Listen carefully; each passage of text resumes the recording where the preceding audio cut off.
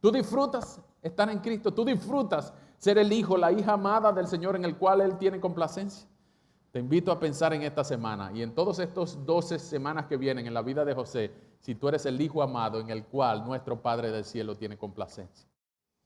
Y si no has tenido el privilegio de conocerlos en persona, mi nombre es Alejandro Molero y yo soy uno de los pastores de esta iglesia.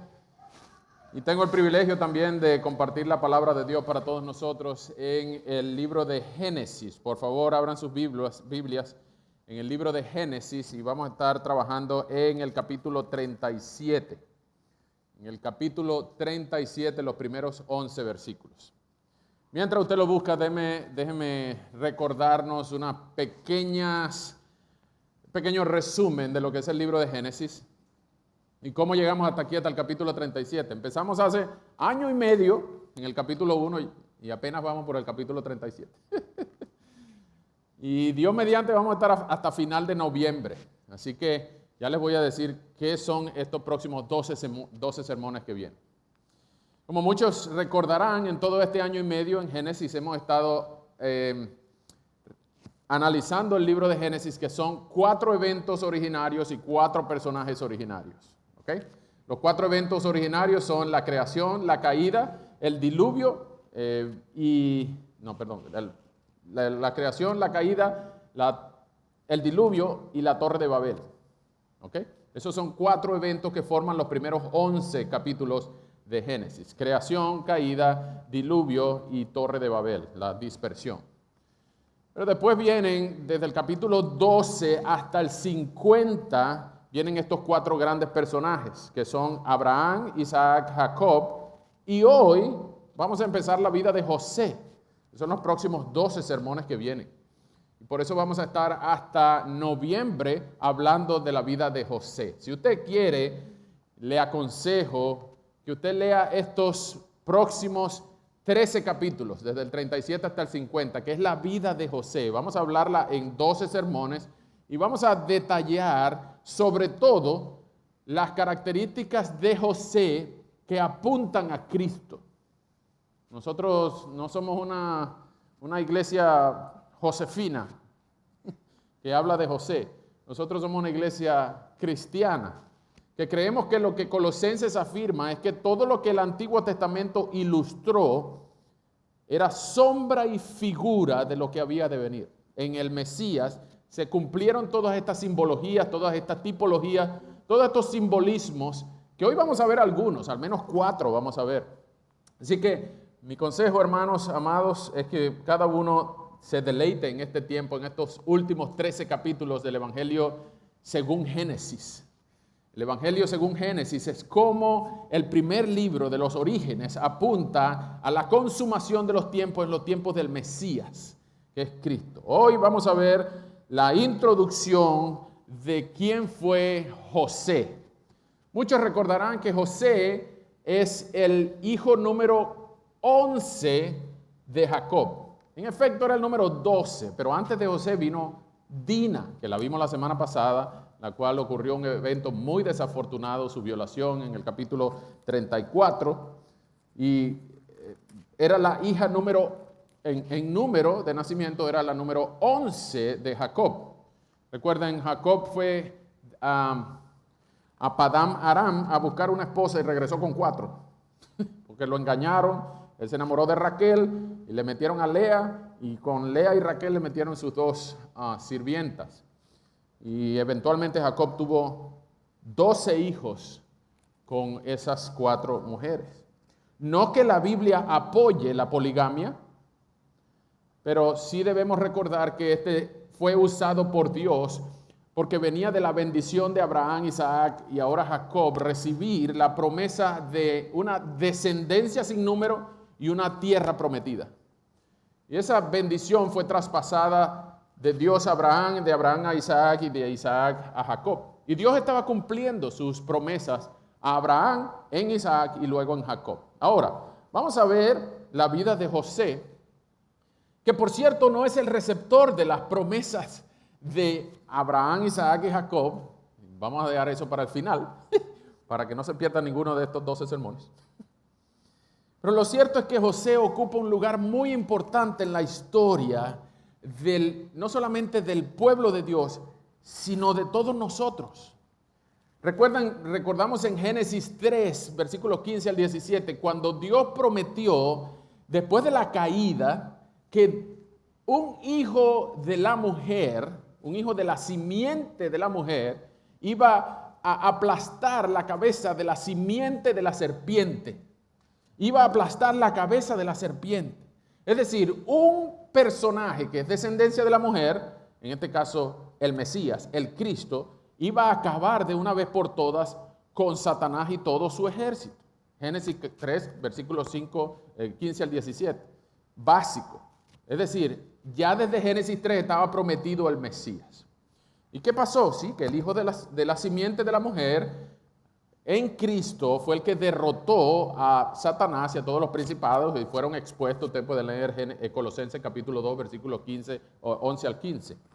Lo cierto es que desde Génesis 3, poco a poco había amenazas para que no naciera este tal Mesías que era la simiente de la mujer.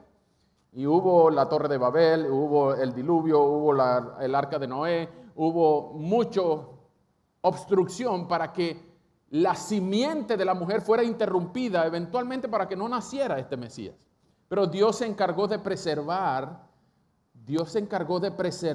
ese linaje a través de los personajes imperfectos que vemos en este libro y en verdad en toda la historia bíblica, personajes imperfectos, hombres tan pecadores como tú y como yo, que Dios usó providencialmente para preservar la línea de la simiente de la mujer, de manera que eventualmente naciera Cristo de la Virgen. Es importante que veamos esto, porque lo que hoy vamos a ver aquí no es que José era parte del linaje de la simiente de la mujer de donde iba a venir el Mesías. No. Tampoco iba a ser el primogénito Rubén. Tampoco iban a ser el segundo y el tercero, que era Simeón y Leví. Pero eventualmente sería Judá, el número 4, el receptor de las promesas de la simiente prometida. Pero José forma parte muy importante de la preservación de la historia, no porque él es el escogido para preservar el linaje, sino porque él fue el escogido, ya vamos a ver de qué manera, de cómo salvar a la familia entera, de la cual iba a venir el Mesías. A la familia entera, no solamente a una de las 12 tribus, sino a la familia entera. Y ustedes vamos a ver en capítulos más adelante cómo José fue vendido, fue llevado a Egipto, eventualmente él fue esclavo por muchos años y eventualmente llegó a ser el segundo al mando solo después de Faraón. Y él era encargado de, ¿se acuerdan de aquel sueño de las vacas flacas y las vacas gordas? Él era el encargado de vender el grano para sostener a toda la región, porque él había tenido ese sueño de las vacas, había interpretado el sueño del faraón de las vacas gordas y las vacas flacas 7 años y 7 años. De manera que él era ahora el encargado de vender el grano para salvar a toda la región de Egipto, Canaán, que estaba pasando una hambruna terrible, incluyendo a sus hermanos que lo vendieron y a su papá que lo extrañaba mucho. Entonces José fue usado por Dios para preservar a toda la familia. Y vamos a ver en todos estos 12 sermones que vienen, cómo José se parece mucho al Mesías. Alguien contó al menos 24 maneras en cómo José apunta a un Salvador mayor. Y les invito a que en estos 12 sermones no es que alabemos a José, sino que busquemos en la Escritura cómo los judíos no se dieron cuenta en la historia de José que Moisés, el autor humano del Génesis, estaba apuntando a un Salvador mayor. Y ese Salvador mayor tiene todas las características que Jesús evidenció en sus 3 años de ministerio. Por eso vamos a ver algunas características de José hoy. Vamos a ver que él era el hijo número 11 de su papá Jacob. Él era el hijo número 11 de su papá, pero era el primer hijo de su mamá Raquel. José era el niño mimado de Jacob porque era el primogénito de es su novia, la que trabajó 14 años por ella. Era el hijo amado, el hijo tan esperado de Raquel. Jacob, en lo que vamos a leer, es un jovencito de 17 años. Y vemos en el final del capítulo 35 que recién había nacido su hermanito Benjamín. Pero en ese nacimiento de su hermanito Benjamín, desgraciadamente su mamá Raquel falleció, dando a luz a su hermanito Benjamín. Entonces ahora José es el mimado de su papá, pero ya no está presente su mamá. José conoció a su hermanito, quién sabe por cuántos años. No podemos especular si fueron meses o fueron 5 o 6 años. Lo cierto es que más adelante, cuando él está en Egipto, le pregunta a sus hermanos mayores, ¿cómo está el joven Benjamín? Porque él sabía que había nacido su hermanito, pero no había podido disfrutar mucho tiempo de jugar con su hermanito de papá y de mamá. José y Benjamín eran hermanos de papá y de mamá. Imagínense un jovencito de 17 años, que no vamos a llegar hasta la venta que sus hermanos lo vendieron, eso es dentro de 2 semanas. Pero quiero prepararles el escenario para que vean la importancia de José en la preservación de todo el pueblo de Dios en Egipto. Y lo que vamos a leer hoy es la raíz del problema. La raíz del problema. Vengan conmigo, por favor, a Génesis capítulo 37. Vamos a leer desde el versículo 1 hasta el versículo 11. Y desde el inicio, por favor, vamos a ir haciendo conexiones con varios puntos del Nuevo Testamento para que vean cómo la vida de José ilustra, apunta hacia alguien mayor, en este caso, Cristo. Génesis capítulo 37, del 1 al 11, tenemos por costumbre leer en la versión Nueva Biblia de las Américas, pero usted puede leerlo en la versión que tenga con sus ojos, acompáñeme por favor. Génesis 37, del 1 al 11 dice así: Jacob habitó en la tierra donde había peregrinado su padre, en la tierra de Canaán. Esta es la historia de las generaciones de Jacob. Cuando José tenía 17 años, apacentaba el rebaño con sus hermanos. Y el joven estaba con los hijos de Bila y con las hijas de Silpa, mujeres de su padre. Y José trajo a su padre malos informes sobre ellos. Israel amaba a José más que a todos sus hijos, porque era para él el hijo de su vejez. Y le hizo una túnica de muchos colores. Y sus hermanos vieron que su padre amaba más a José que a todos ellos. Y por eso lo odiaban y no podían hablarle amistosamente. José tuvo un sueño y cuando se lo contó a sus hermanos, ellos lo odiaron aún más. Y él les dijo: les ruego que escuchen este sueño que he tenido. Estábamos atando gavillas en medio del campo y sucedió que mi gavilla se levantó y se puso derecha. Y entonces las gavillas de ustedes se ponían alrededor y se inclinaban hacia mi gavilla. Y sus hermanos le dijeron: ¿acaso reinarás sobre nosotros? ¿O acaso te enseñorearás sobre nosotros? Y lo odiaron aún más por causa de sus sueños y de sus palabras. José tuvo también otro sueño y se lo contó a sus hermanos diciendo: he tenido otro sueño, y el sol y la luna y 11 estrellas se inclinaban ante mí.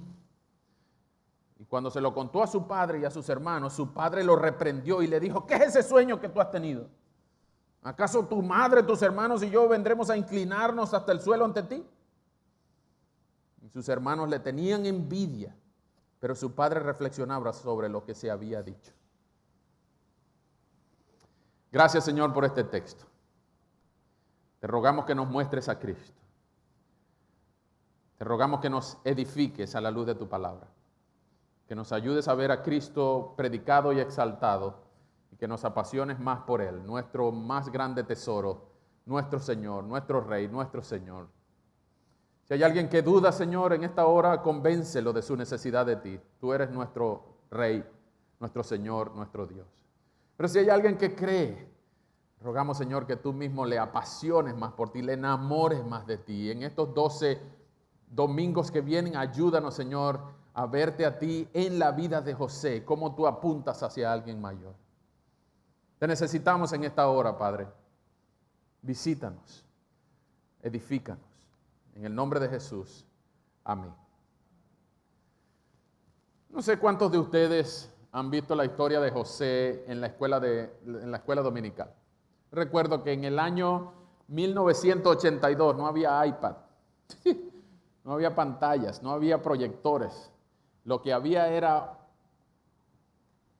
una pieza misteriosa de tela en la que la maestra Esther, una figurita recortada casi verticalmente, ella la ponía y se quedaba pegada. Y uno decía, ¿cómo se quedaba pegada? Uno no estaba tan pendiente de la túnica de José ni de la historia de los hermanos. Lo cierto es que yo veía con mi cabeza de 7 años cómo se quedaba pegada esa cosa en el franelógrafo. Lo que recuerdo de la historia de José es que él tuvo unos sueños. Vimos aquí en los versículos 5 al 9 que él tuvo 2 sueños. Y estos sueños lo metieron en problemas. Más adelante, en el año 2000, no sé cuánto, 12 por ahí, a mí me metieron en uno de esos multiniveles que yo creo que ustedes también algún día les han propuesto. Y lo que nos venden en los asuntos de multinivel es que tú puedes perseguir tus sueños y puedes hacer tus sueños realidad. Y que lucha por tus sueños porque tú puedes. Y que tus sueños, para que hagas tus sueños realidad. Y yo pensaba, esos sueños que tuvo José lo metieron en problemas. ¿Para qué quiero yo vivir por mis sueños? Yo prefiero vivir en la realidad, prefiero vivir despierto que soñando. Vemos aquí un soñador. De hecho, varias películas de Disney hablan de José como un soñador. José no solamente era soñador, sino que era interpretador, intérprete de sueños. Es decir, cuando no estaba la Biblia escrita, Dios usaba sueños para mostrar su voluntad a algunas personas especiales, no a todo el mundo. Son famosos los sueños de José, era parte del pueblo de Dios, pero también es famoso el sueño de Faraón, que no era parte del pueblo de Dios. Los sueños de Nabucodonosor, o los sueños de muchos de los profetas, los sueños de Jeremías, muchos de los sueños, el mismo sueño de otro José, el papá humano de crianza de Jesús. Hay muchas maneras de cómo Dios mostraba su voluntad a través de los sueños en los tiempos antiguos. Hoy en día, los sueños no son nada confiables. Nada confiable. Es más, son muy desconfiables los sueños. Los sueños son influenciados por lo que tú temes, por lo que tú anhelas, por lo que te comiste la noche anterior. Entonces los sueños son una arena movediza. Nunca duden de algo que dice la palabra, porque ustedes soñaron algo. Habiendo dicho eso, los sueños son arenas movedizas. Y yo no me imaginaría pararme aquí responsablemente para decirles, Dios me dijo que le dijera un sueño que yo tuve. Prefiero hablar no de la arena movediza, sino del fundamento firme que tenemos en la Escritura. Los sueños no son nada confiables. Y no vengamos con el cuento de que Dios puede hacer lo que Dios quiera. Bueno, Dios decidió hacer lo que Él quiso y por eso nos escribió el texto y es del texto que debemos guiar.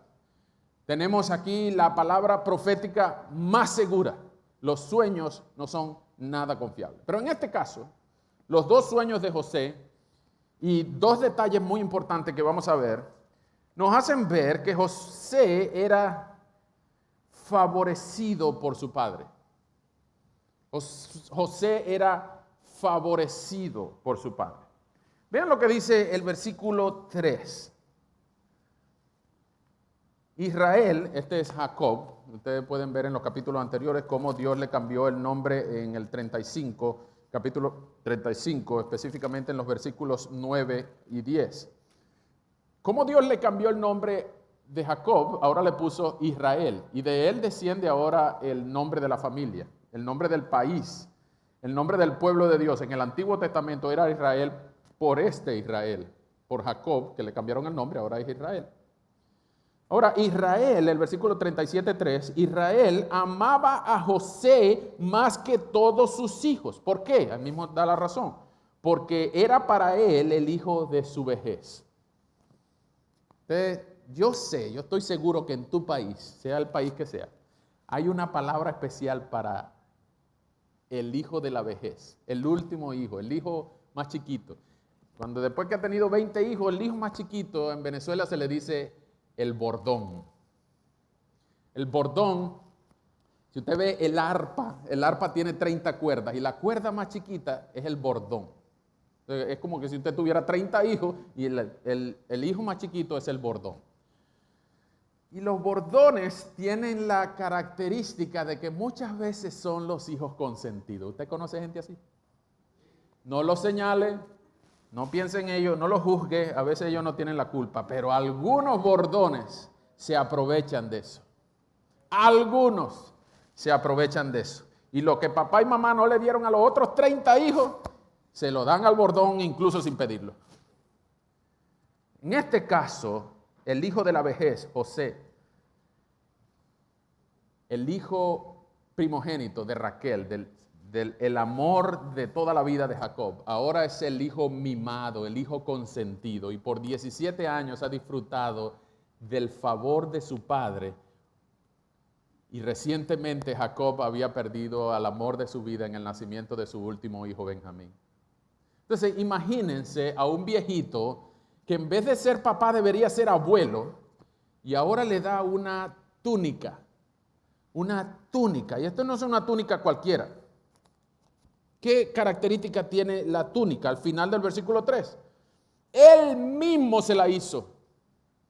Él mismo se la tejió. Él mismo diseñó la túnica. Y esta túnica era de muchos colores.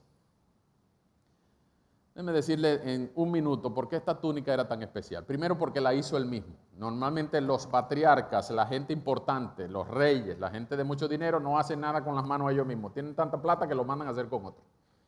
Pero este Israel, Jacob, hizo él mismo una túnica. Y normalmente las túnicas de aquellos días eran de un solo color, porque eran tejidas en telares. ¿Ustedes han visto cómo funcionan los telares? Un solo hilo, un solo color. Un montón de cabras, un montón de hilo, un montón de colorante, de tinta o de teñido, el mismo hilo. Y eso tardan horas en un telar. Y tardan horas, sino días y semanas para hacer un solo traje. No van a estar cambiando de hilo, no van a estar cambiando de color.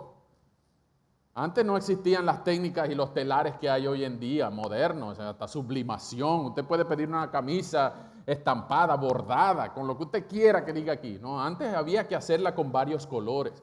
Si usted quería cambiar el color de una parte de la túnica, pues tenía que sacar la rueca para cambiar el hilo. Y es un proceso bastante complicado cambiar el hilo del telar. Esto lo que quiere decir es que José amaba tanto a su hijo mimado que estuvo dispuesto incluso a tomar lo que fuera necesario para hacerle una túnica especial a su hijo. Todos los demás hijos tenían una túnica de un solo color, monocolor. Pero esta policromía de colores fue diseñada especialmente por Jacob y es una muestra del amor, del sacrificio de su papá que ahora le tenía a este muchacho. Ahora, no hay nada de malo con eso. ¿Tú quieres hacerle una tela especial a uno de tus hijos? Pues esa es tu plata, tú puedes hacer lo que tú quieras con eso. Lo cierto es que está muy mal que tú prefieras a un hijo sobre los otros. Está muy mal que un papá tenga hijos favoritos. Es muy malo que un papá le diga, este es mi hijo favorito. Y todos los demás, ¿qué? ¿Qué hicieron? ¿Qué hice yo? Y todos los demás indefectiblemente, inevitablemente van a reaccionar desagradablemente Porque ¿qué culpa tengo yo de haber nacido en el orden que nací? ¿Por qué, papá, tú le das favoritismo? ¿Por qué le das preferencia a este hijo sobre otros hijos? Consejo para los padres y las madres: no tengan hijos favoritos. Ni siquiera el bordón, ni siquiera el último, ¿no? Tienes que demostrarle a tus hijos que tú los amas a todos por igual y que tú los disciplinas a todos por igual. Ellos van a entender, bueno, si me disciplinan más a mí, pues debe ser que me quieren menos. Eso es lo que entiende uno. Y si me regalan más a mí, es porque me quieren más. Algunas veces hay algunos hijos que necesitan más atención.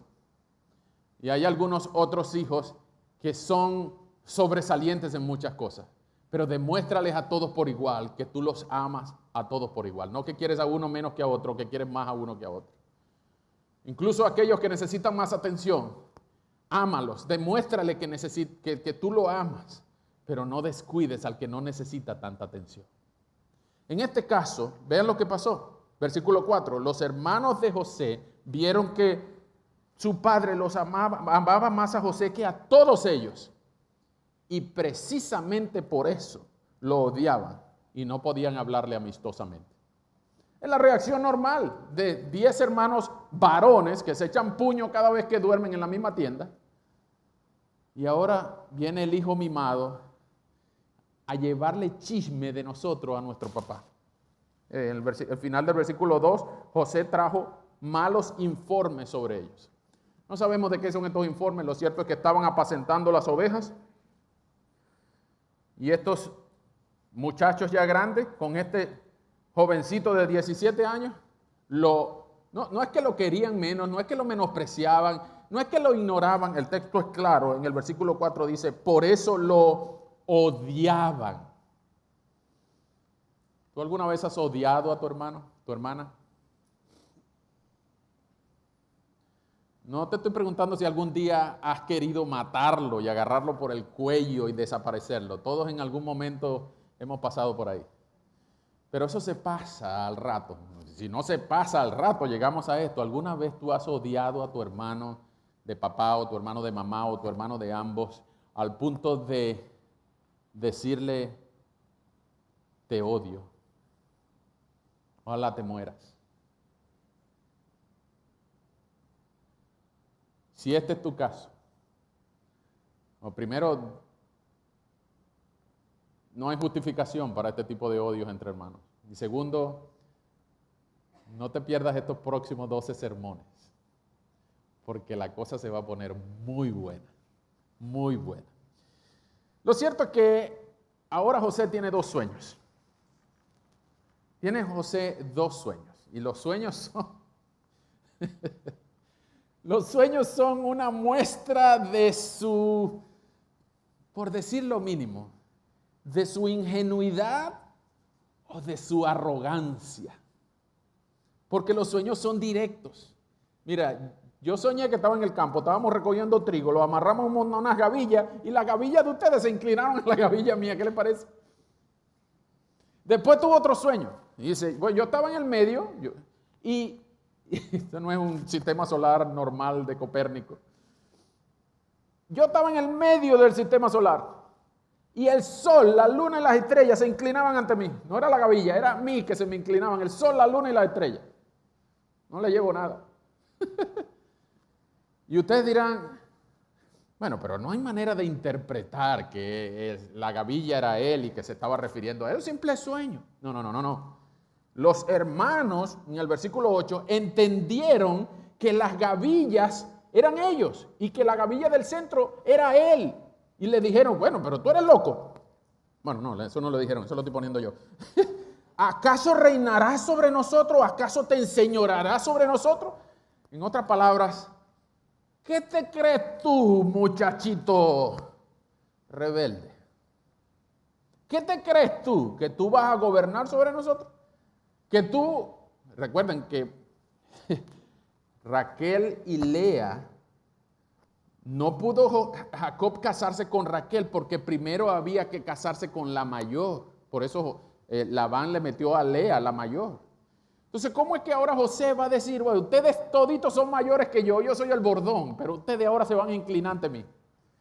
Eso fue lo que interpretaron ellos en el versículo 8. Bueno, y no solamente en el 8, después que soñó que el sol, la luna y las 11 estrellas se inclinaban ante él, fue su mismo papá que le dijo en el versículo 10, ¿qué es eso, muchacho? Bueno, eso lo estoy poniendo yo. Pero ¿qué es este sueño que has tenido? ¿Acaso yo, tu madre y tus hermanas vendremos a inclinarnos hasta el suelo ante ti? Es decir, la interpretación de los sueños es directa. Las gavillas son sus hermanos que se inclinan ante él. Jacob, Israel, es el sol. Su mamá ya no está, pero al menos Lea, que era la luna que quedaba, y sus hermanos, las 11 estrellas, se iban a inclinar ante él. La interpretación la da el mismo Moisés en el texto. Y estos sueños, en ese momento no nos dan la reacción de José, pero sí nos dan la interpretación de sus hermanos y de su papá. Y usted dirá, ¿por qué José soñó estos sueños? Esto no era un multinivel que Dios le estaba diciendo, conquista tus sueños, vive por tus sueños, anda y procura tus sueños, que lo vas a poder lograr. Esto es lo que llaman en inglés un coming events, a series of coming events. Es decir, esto es un spoiler, esto es algo que va a pasar en el futuro. Esto lo vamos a ver más o menos en octubre, pero yo le voy a dar un adelanto. No le digan que yo se lo digo. Vengan conmigo al capítulo 42. El cumplimiento de estos sueños ocurre en el capítulo 42 al 46, pero vamos a leer solamente 4 versículos en el capítulo 42. Ustedes ya conocen los sueños y más o menos conocen la historia de José. Pronto vamos a ver cómo llegaron a Egipto y qué fue lo que pasó. Pero vean estos detalles. Capítulo 42, versículos 6 al 9. José era el que mandaba en aquel país, ese es Egipto.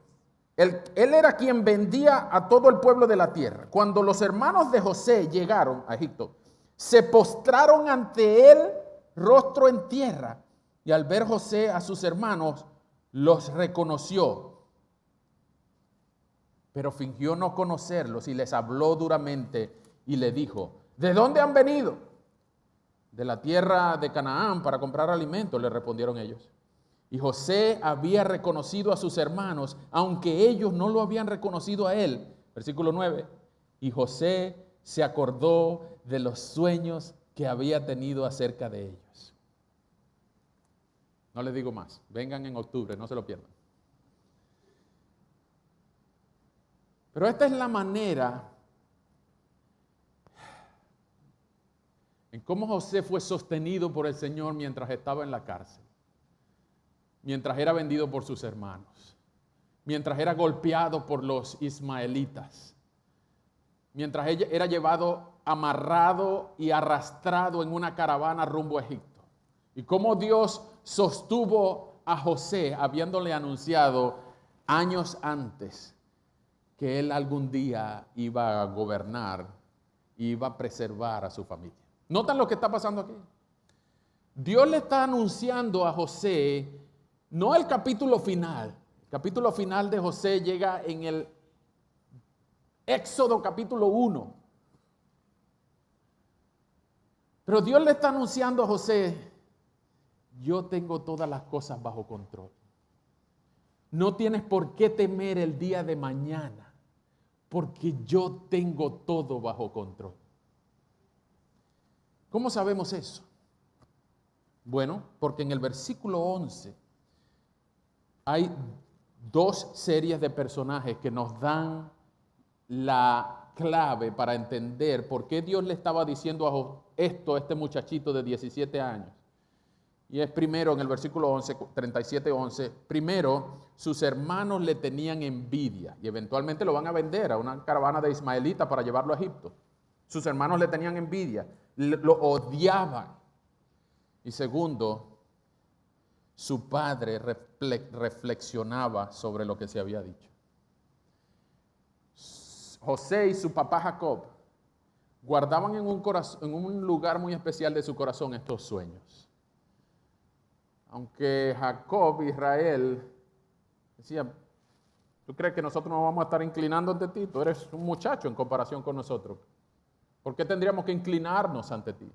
Pero Jacob reflexionaba sobre lo que se había dicho. Cuando usted encuentre esta frase en la Escritura, esto es una evidencia de una revelación primaria que todavía no ha sido descubierta. Revelación significa descubrir algo oculto. Jacob reflexionaba sobre lo que se había dicho. Ustedes pueden acordarse también de María cuando llegaron los pastores en el pesebre, el niño Jesús envuelto en pañales, los pastores, los ángeles y los animales ahí, y los pastores anunciando al Mesías. Hemos venido a conocer al rey de los judíos que ha nacido, los magos y todo el personaje del pesebre. Y ustedes pueden ver en Lucas 2 cómo María guardaba todas estas cosas en su corazón. Porque cuando ustedes vean esta frase, él guardaba en su corazón todo lo que se había dicho, es que le están dando un preview, una previa, un spoiler de algo que va a pasar después. Exactamente igual con los 2 sueños de José. Les acabo de dar el spoiler en el 42, 6 al 9. Porque estos sueños se van a cumplir en la vida de José. Pero quizá no es para nosotros. No es que de aquí podemos salir diciendo, oh, yo tuve un sueño y el Señor me lo va a cumplir.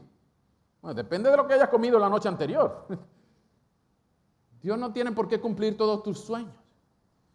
Lo cierto es que el principio que gobierna este texto es que Dios tiene todo bajo control y puede decirte o no lo que va a ocurrir en el futuro. A nosotros se nos ha dicho lo que va a ocurrir en el futuro. Y el libro de Apocalipsis garantiza que los buenos ganan. El Señor gana. El Señor gobierna toda la historia. Y es históricamente demostrado que todo lo que fue profetizado fue cumplido. Y Apocalipsis 21 y 22 todavía falta por cumplirse.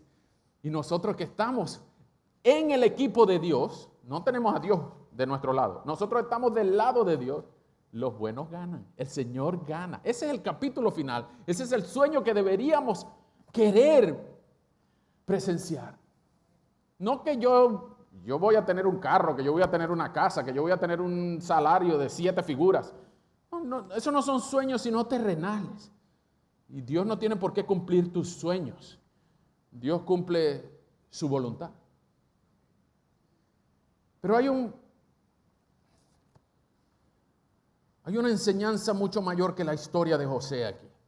Hay una ilustración mucho más allá. Si las palabras de Jesús en Lucas 24, 44 son verdad, que tiene que cumplirse lo que de él está escrito en la ley, los escritos y los profetas. Esta es un simple sombra de lo que había de venir. Y José es un tipo de Cristo. Es un tipo imperfecto de lo que Cristo iba a hacer cuando viniera en carne. Déjenme darle 4 similitudes entre Cristo y José. Se dice en el versículo 4, 37:4, de que José era el hijo más amado de Jacob. Y se nos dice también en Mateo 3 y en Mateo 17, 2 veces en el bautismo de Jesús y en la transfiguración de Jesús, Dios el Padre con voz audible dice, este es mi hijo amado. No José, Jesús. Se dice, este es mi hijo amado en el bautismo, este es mi hijo amado en el cual tengo complacencia. La Trinidad en pleno, el Padre hablando, el Hijo en el agua y el Espíritu bajando como si bajara una paloma. Y se oyó la voz y muchos la escucharon. Este es mi hijo amado en el cual tengo complacencia. ¿Cuántos de los que están presentes quisieran oír esa voz de su papá? Esa frase que salga de los labios de su papá. Este es mi hijo amado en el cual tengo complacencia. Esa es la voz del Padre, de Dios el Padre hablando acerca de su Hijo. Dios el Padre hablando acerca de Dios el Hijo. En otras palabras, el favoritismo pecaminoso de Jacob lo que hace es ilustrar de manera imperfecta el amor eterno y supremo que tiene Dios el Padre por Dios el Hijo. Este es mi Hijo amado en el cual tengo complacencia. En la transfiguración se oye la misma voz, Pedro, Jacobo y Juan en el monte Hermón, y el Padre hablando, diciendo, este es mi Hijo amado, a él oíd. Y en ese mismo momento aparecieron Elías y Moisés. Desde hace tiempo se habían ido estos dos personajes. Pero uno, Moisés, representa la ley y Elías representa a los profetas. Es decir, que esto es una ratificación del nuevo pacto en el monte de la transfiguración, cuando Jesús se mostró ante dos seres celestiales y ante tres humanos, como en verdad Cristo es. Dice el texto de Mateo que los vestidos de Jesús eran tan blancos como que ningún blanqueador pudiera jamás en la tierra hacerlo. Es decir, Jesús se mostró como en verdad Él es en el monte de la transfiguración. Y se oyó la voz del Padre diciendo, este es mi Hijo amado, a Él oíd. Y la exhortación todavía está presente. Si tú te debates en pensar, ¿a quién debo seguir? ¿Cuál es el propósito de mi vida? ¿Para qué estoy aquí? ¿Qué es lo que debo hacer? Busca al Hijo amado, a Él oíd. No dudes en qué tienes que hacer. La voluntad de Dios es clara para ti, es tu santificación, según 1 Tesalonicenses 4. Así que busca oír al Hijo amado. Esa es la voz que tenemos que buscar. Esa es la voz que tenemos que seguir. Ese es el ejemplo que tenemos que obedecer. No solamente Jesús era favorecido por su padre, tal como José era favorecido por su padre, sino que tal como José era odiado por sus hermanos, Jesús también fue odiado por los líderes de Israel. En ese momento Jesús fue vendido. Ustedes conocen la historia de cómo Judas lo vendió, de cómo fue maltratado, crucificado, eventualmente lacerado, coronado, clavado. Lucas 2:18. En Mateo 27:17.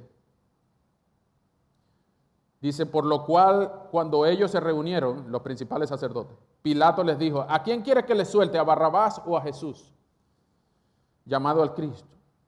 Porque Pilato sabía que lo habían entregado por envidia. Es decir, tanto los hermanos de José envidiaban a José como los principales sacerdotes y los escribas y los fariseos entregaron a Jesús por envidia, según las palabras de Poncio Pilato, Mateo 27:18.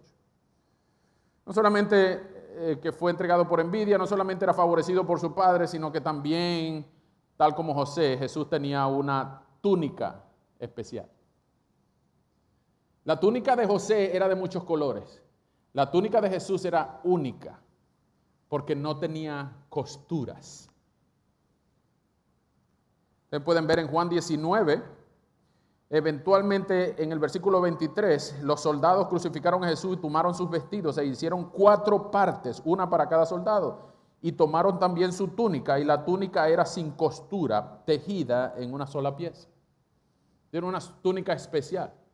No dice que era de varios colores, lo dice que era sin costura.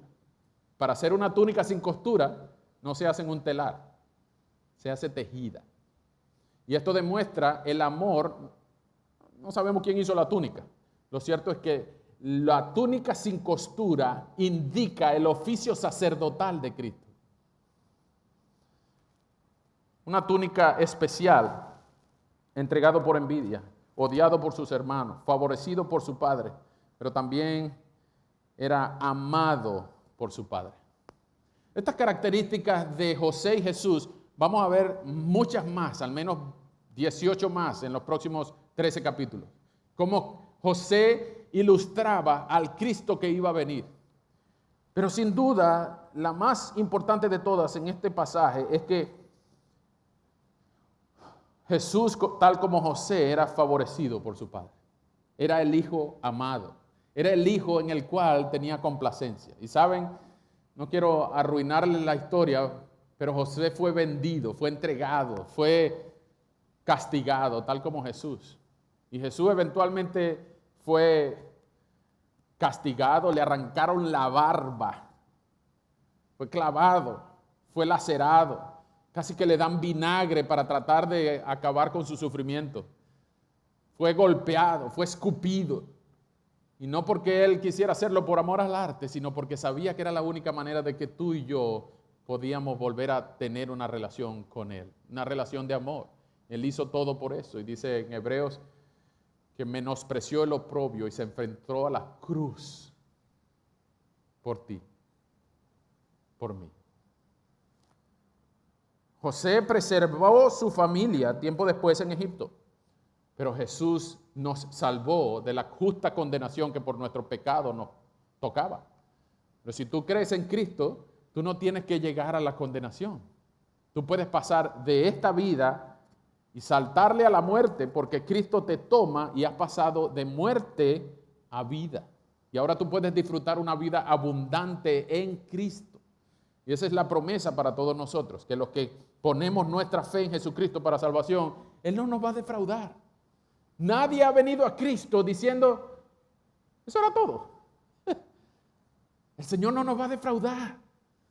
Cada vez vamos a querer más y más de Él y conocerlo más y deleitarnos en Él y abrazarlo y vivir con Él para toda la eternidad. Y apenas pasen 1.000.000 de millones de años, apenas va a estar empezando la eternidad.